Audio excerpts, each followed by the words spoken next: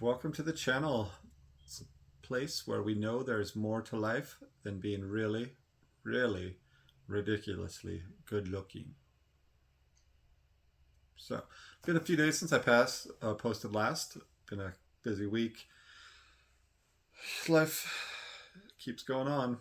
Um, so, what I wanted to talk about today was dealing with your fellow humans, particularly those fellow humans that are difficult and you don't really like their personality, the way they do things. You just disagree about everything.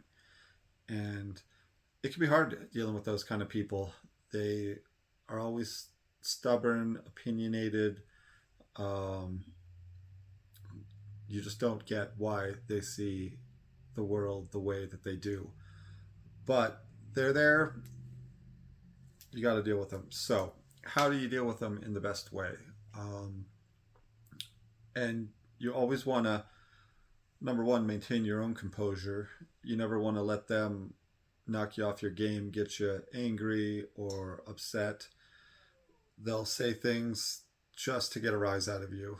And you don't want to let them do that because they're just feeding off of that. That's where they get their energy vampires. Um, anyway, so best way to do it, don't let them throw you off your game. You got to realize that everybody in this world is on a journey, and some people are in different places than other people. Like, you might be right here, and somebody else is here, and then somebody else is further ahead. They've had more experience. They've learned quicker for whatever reason.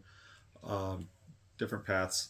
So you always got to realize people are on a different place of their journey, and you shouldn't judge them for that because they have their own life path, you have yours, and it just so happens that at this particular place and time, your two paths are intersecting, and you have to look at it as you can learn something from this person, from this experience. This interaction is important in your growth. So you don't want to just, woe is me. Why did I have to meet this person? God, I hate this person. You don't want to do any of that. You want to remain calm. Don't let them knock you off. You want to realize they're in their own place in their game. And then you want to notice their patterns, like what do they do? What do they respond to? Um, what works when you're talking to them? What's going to offend them if you say it? And you start making these mental notes. And sometimes your interaction is only going to be, a 30 seconds in traffic. And other times it's going to be years of dealing with, somebody at work, maybe a family member, maybe you live in a small town and somebody in that town is just aggravating. So um, if you're 30-second road rage, you start getting mad. You're like, why would you do that? Why would you cut me off like that, pull out in front of me, brake real fast? Everybody gets road rage. I used to have a very big problem with road rage, um, and now I've very much lessened that in all my driving. If somebody, I just tell myself, just let this person go. They're going to be gone, and you're never going to have to see them again. Because how often do we really run into the same people on the roads? Very rarely. So I definitely try to remain calm. I kind of remember the straw that broke the camel's back in that regard. I was driving up a very steep, windy, narrow mountain road, and I had kids in the back of the car, and we're driving up long line of cars. I think I was about sixth in line, and the front person was just driving very slowly. So we get into this section where the shoulder widens up. So instead of pulling over, letting the line of cars safely pass this slow car, this guy just pulls over into the shoulder and keeps going the same speed. So a few cars get past him, and then we hit a certain point where the shoulder kind of just very rapidly goes to zero around a curve. So this guy's in the shoulder, and when he hits that end of the shoulder, he just cuts in front of not me, but the car in front of me. And just everybody has to slam on their brakes for this dude. It almost caused like a 4 car pileup at this very sharp curve on this mountain road. So he like a couple people honk. He pulls out into this parking lot about, I don't know, maybe 100 yards up the road, and everybody's honking and yelling and at this guy, including me, because this was bad. And then I look up in the mirror and I see my kids like are looking at me, and they see how I'm reacting, and right there I know that I reacted poorly. And even with this asinine move by this other driver, I should not have lost all of my composure the way I did. So I tried to explain to the kids, I'm still kind of, flustered from the almost car pileup, and I tell the kids like, hey, this guy was driving very poorly. Don't do that when you drive. Um, but I knew in my own heart that I had behaved poorly. So I can look back at that moment and say, you behaved poorly. How could I have done things differently?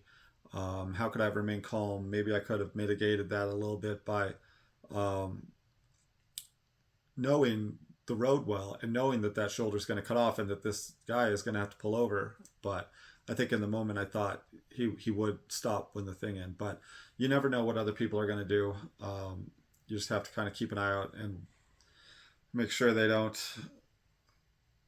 take you out with themselves.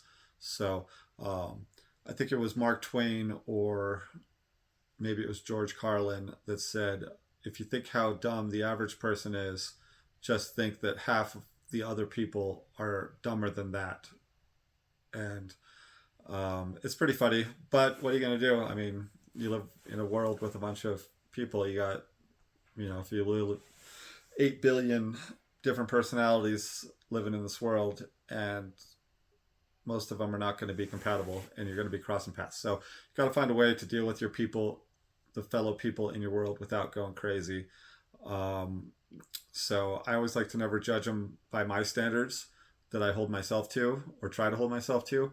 I like to hold them to their own standards. And this is, of course, is more with regards dealing with people you know a great deal better than your typical random strangers crossing in the world path. So um, if you see somebody that they don't measure up to your standards, you don't agree with the way that they live their life, the way they have their work ethic, maybe they drink too much, they smoke cigarettes, they go party all the time, they are very um, wasteful with their money. They'll just go out, paycheck spent 2 days after they get it, or maybe sometimes before, and you look at their behaviors, and in your mind, they're bad and they're not going to lead them to a good place. So you tend to judge this person a little harsher because of their behaviors. And um, as long as they're trying to get better, like you could say, like, okay, you're a good person. You're just, if you could just solve these couple of problems, you could really get there. Um, but you're not there, and I don't see you getting there. But you want to get there, so you try to judge them by their own standards. Look and see how, whether or not they measure up. If they say like, "Hey, you shouldn't do this," but then you go see them doing it, then you're like, "Okay, you're being a hypocrite to your own morals. You're not just going against my morals. You're going against your own." Um, so in that case, I wouldn't really try to associate with that person because they can't be trusted. But you never know. Sometimes you just like a person's personality, you like their energy, you feel like you were brought into their life and they were brought into your life for a purpose, and you're going to work past those mistakes. And sometimes you just can't get away. You get that boss that likes to ride you, and you think you're doing a good job, and you make a couple of mistakes, and then they ride you, then you kind of can resent them a little bit. So you always want to look at yourself first and make sure you're living up to your standards and doing the best that you can and not being a hypocrite yourself. One of the most I think lowest people is the hypocrite that will tell everybody rules for thee, but not for me. You can't, go do this, but I will go do this myself because this is for me and you're not allowed. So anyway, I think we're kind of starting to ramble a little bit. Got an appointment I've got to get to in a little while. So I think we'll wrap it up there. Probably pick up more on the subject later because it is a deep subject. So anyway, hope you're all doing well out there and we'll catch up with you next time. All right, take care.